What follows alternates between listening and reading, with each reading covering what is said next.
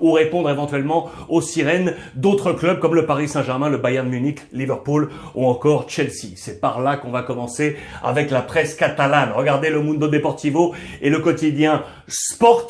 Dembélé es lo que hay, avec cette bulle en forme de bande dessinée adressée à Ousmane Dembélé en provenance du Barça. Vous allez comprendre pourquoi. Il y a eu une réunion durant ces dernières heures entre les deux clans.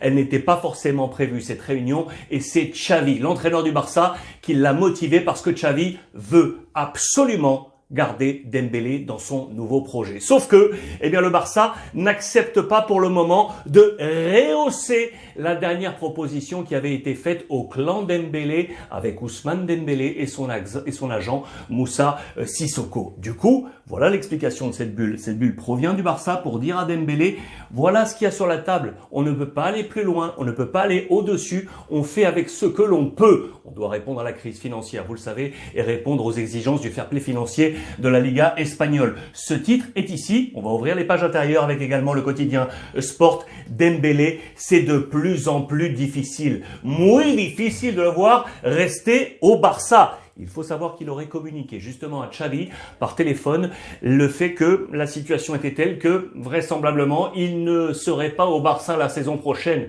Qu'a fait Xavi? Il a donc interrompu, suspendu ses vacances pour se rendre à cette réunion, l'organiser, être là au milieu comme une sorte de médiateur entre le clan Dembélé et le clan Barça. Imaginez si cela venait à aboutir, ce serait un cas assez nouveau de voir dans une discussion entre club et joueur, l'entraîneur s'immiscer comme ça au milieu pour faire que la situation finalement se débloque et aille dans son sens. Il veut le garder dans son projet, je vous l'ai dit. Le français Dembélé, le compte à rebours est donc là. Ce qui est simple et ce qui est clair et ce qui est transparent, c'est que alors qu'on a pu lire et entendre beaucoup de choses là, durant ces derniers jours, Albert Masnou, notre copain, le numéro 2 du quotidien Sport, l'assure, le Barça n'a pas présenté de nouvelle offre au camp Dembélé. Pas de surenchère, absolument pas. C'est toujours la même offre qui traîne sur les bureaux depuis plusieurs semaines. De l'autre côté, le camp Dembélé, avec l'agent Moussa Sissoko, a très clairement dit au Barça, écoutez, dans ces conditions, si ces conditions restent les mêmes, Ousmane Dembélé ne signera pas la prolongation de contrat. Il devrait donc quitter le FC Barcelone. La situation est aujourd'hui, à date, on est comme ça. Rien ne se passe, on s'est donné 2-3 jours encore de réflexion pour voir ce qui va se passer. Le problème, c'est que le temps presse pour le Barça. Le temps presse parce que si on va aller chercher éventuellement un remplaçant à Ousmane Dembélé, les profils sont en train, eux, de répondre à d'autres sirènes. Il y a plein de profils qu'on avait évoqués depuis un petit moment, mais on s'était arrêté ces derniers jours sur 2 profils, Rafinha et Di Maria. Et qu'en est-il aujourd'hui? Rafinha, écoutez bien les amis, je vous ai remontré ces unes qui dataient il y a quelques jours où tout semblait OK entre les deux parties. Il appartient, vous le savez, du côté de Leeds en première ligue. Et regardez qui est son agent à Rafinha. C'est Deco, l'ancien du Barça. On pouvait se dire que cela allait faciliter un peu l'arrivée de Rafinha au Barça. Sauf que Leeds avait à ce moment-là besoin d'énormément d'émoluments, sauf que Leeds a commencé à vendre de son côté. Le calendrier avance, l'agenda avance et du coup, Leeds a de moins en moins besoin de vendre. Et du coup, le prix de Rafinha, il est en hausse. On était autour de 30-35 millions d'euros.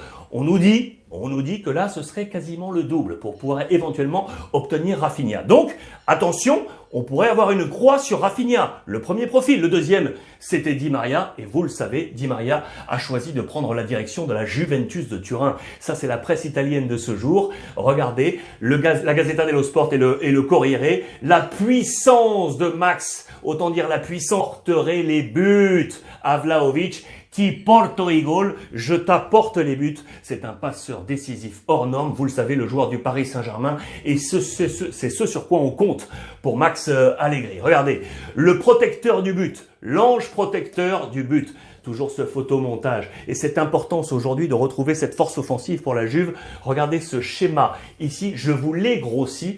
Voici le schéma du total, le nombre de buts marqués par la Juventus, saison après saison.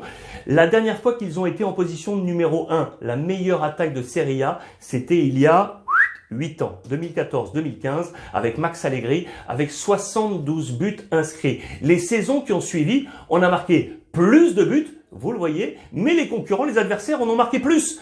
Troisième, seconde meilleure attaque avec pourtant 86 buts inscrits. Aujourd'hui, regardez sur la dernière saison, on est très loin. 57 buts inscrits seulement. 11e position offensive. 11e position offensive pour la Juve. C'est impossible ça pour Max Allegri et les patrons de la Juve. On est très loin de ces scores et on va donc compter sur Di Maria pour apporter ses buts, être passeur décisif, notamment pour Vlahovic. Donc, pas de Rafinha. Éventuellement, c'est encore à suivre. Pas de Di Maria. Que va faire le Barça avec le sujet Dembélé? C'est vraiment une grosse affaire. D'autant que, en coulisses, ça s'agite sur bien d'autres profils. Vous savez que le Barça, avec Xavi, est en train de préparer cette fameuse révolution, mais il faut des émoluments. On établit entre 150 et 200 millions d'euros nécessaires à Xavi pour aller enrôler les forces vives dont il aurait besoin pour l'exercice 2022-2023. Donc il faut se délester de certains cadres pour aller en chercher d'autres. Alors De Jong, vous le savez, est en négociation avancée avec Manchester United. Ça y est, on nous dit que les trois parties, United, le Barça et De Jong, on se serait entendu pour que cela se fasse. On discute maintenant des chiffres. On évoquerait 80 millions d'euros. 80 millions d'euros. Christensen, lui, pour la défense centrale du Barça, le joueur de Chelsea, ça y est, qui a fait ses adieux au club londonien, direction la Catalogne. On verra ça dans les prochains jours. Et puis le cadre offensif, ici, avec le fameux registre Lewandowski, ça aussi c'est un autre feuilleton. On en a parlé. Vraisemblablement, on est en train de trouver l'accord entre Lewandowski, Bayern et le Barça. On tournerait, vous le voyez, autour de 50 kilos, 50 millions d'euros, ce qui pourrait enfin débloquer le sujet Memphis Depay, l'ancien Lyonnais qui pour l'instant était bloqué par le Barça et à juste titre parce que si on n'arrivait pas à trouver un buteur, il fallait en conserver, sachant que on s'est délesté de Luc de Jong qui est reparti du côté de Séville d'où il était prêté, et je pense également à Adama Traoré qui, souvenez-vous, le bulldozer était arrivé de Première Ligue et il en est reparti tout de suite, et du coup on s'interrogeait si Lewandowski arrive, ça pourrait être un bon de sortie pour l'ami Memphis Depay. Ça, c'est un effet de domino à suivre entre les hommes. En défense également, vous le savez, là on se déleste. Je pense notamment à Samuel Umtiti et aux deux Français avec l'anglais. Regardez les colonnes de la Gazzetta dello Sport en Italie. On nous dit que l'anglais, sur les tablettes de José Mourinho, l'idée l'anglais pour renforcer le mur défensif de la Roma, ça pourrait être très intéressant pour le Barça, pour la Roma et pour Clément Lenglet qui a besoin là de retrouver un nouveau défi, une nouvelle énergie pour éventuellement assurer ses places sous le drapeau tricolore pour les prochaines compétitions internationales. Ça c'est très intéressant. Barça encore avec 2-3 dernières informations. Regardez Xavi toujours dans ce plan mercato qui cherche à trouver un nouveau Busquets. Il n'est pas éternel, l'ami Busquets. On avait bien tenté avec le petit Nico, mais il n'est pas en train de répondre pleinement aux attentes qu'on avait placées en lui. On pense à De Jong, mais donc direction Manchester United. On pense à Kessié qui va arriver là, mais ce n'est pas exactement le même poste. Et donc le profil qui avait été ciblé, on en avait déjà parlé, c'est Ruben Neves qui joue du côté de Wolverhampton. Les bonnes relations entre Wolverhampton et le Barça, Adama Traoré en était le dernier exemple. Neves est l'objectif numéro 1 de Xavi pour seconder et à terme remplacer l'ami Busquets. Je vous montre ça rapidement. Regardez, c'est le nouveau deuxième maillot du Barça, cette couleur or. Pourquoi? Parce qu'on est en 2022 et il y a pile 30 ans, en 1992, se célébraient les Jeux Olympiques à Barcelone. Et oui, et donc l'or olympique est là sur le maillot numéro 2 du Barça. J'espère que vous l'aimez. Donnez-moi votre avis d'ailleurs sur le hashtag Ruiz Club sur l'ensemble des réseaux sociaux. Est-ce que vous validez ce maillot du Barça? Côté Real Madrid, quelques informations pour vous montrer que bien évidemment on est en vacances pour les joueurs, mais pas pour les ouvriers de Santiago Bernabéu qui fait peau neuve. Vous le savez, cette nouvelle enceinte, on est en train à arrache-pied de faire le maximum pour qu'on soit prêt pour cette nouvelle saison. Au niveau sportif, on s'interroge à la une de As sur le suspense grosse, les amis. Il sera en fin de saison en juin 2023. Le Real Madrid lui a bien proposé un contrat, mais pour le moment, Toni Kroos n'a pas encore dit OK. Il s'interroge sur son avenir et sur son état à 100% ou non pour offrir la plénitude de son talent au Real Madrid ou aller vivre d'autres aventures. C'est le suspense grosse. Là aussi, un nouveau feuilleton à suivre côté Real Madrid dans les prochains jours. Le Real qui a, vous le savez, un œil sur l'Amérique du Sud pour aller chercher les pépites de demain. Lui, je vous l'avais déjà montré il y a plusieurs mois, c'est Endrick, la petite star de Palmeiras. Il a 15 piges.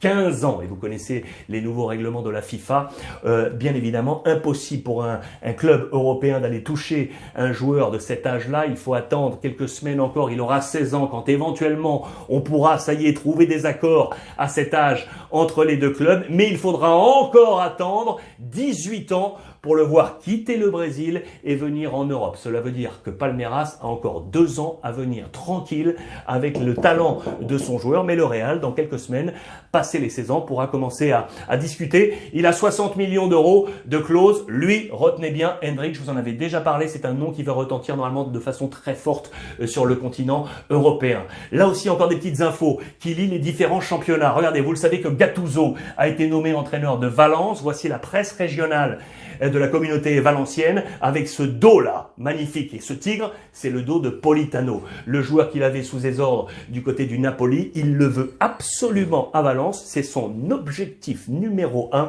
à Gattuso. Politano va-t-il, oui ou non, débouler du côté de Valence? En parlant d'Italie avec Gattuso, l'ancien de Milan, regardez Milan, regardez ce qu'est en train de faire Milan. Milan est en train d'aller ouvrir un œil sur le loft qui semble se préparer du côté du Paris Saint-Germain avec Luis Campos qui avait déjà agi de la sorte du côté du LOSC. Vous le savez, à Lille, certains joueurs du Paris Saint-Germain ne seraient pas dans ses plans. Lui qui sera l'architecte principal du sportif avec Christophe Galtier qui est amené à être nommé nouvel entraîneur à la succession de Mauricio Pochettino. Eh bien, dans ce loft du Paris Saint-Germain, on parle de plusieurs profils. On parle de Diallo, on parle de Thilo Kehrer, on parle également de Draxler. Eh bien, ces profils intéresseraient Maldini et Massara.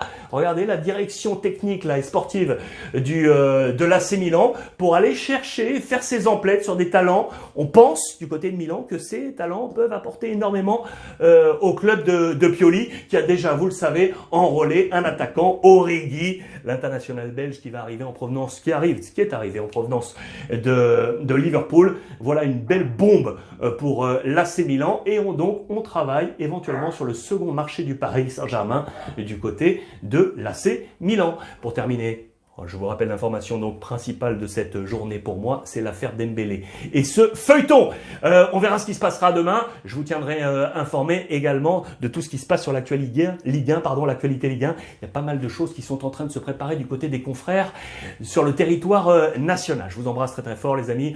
Profitez des vôtres, n'oubliez pas et on se suit sur l'ensemble de la toile sociale. Profitez.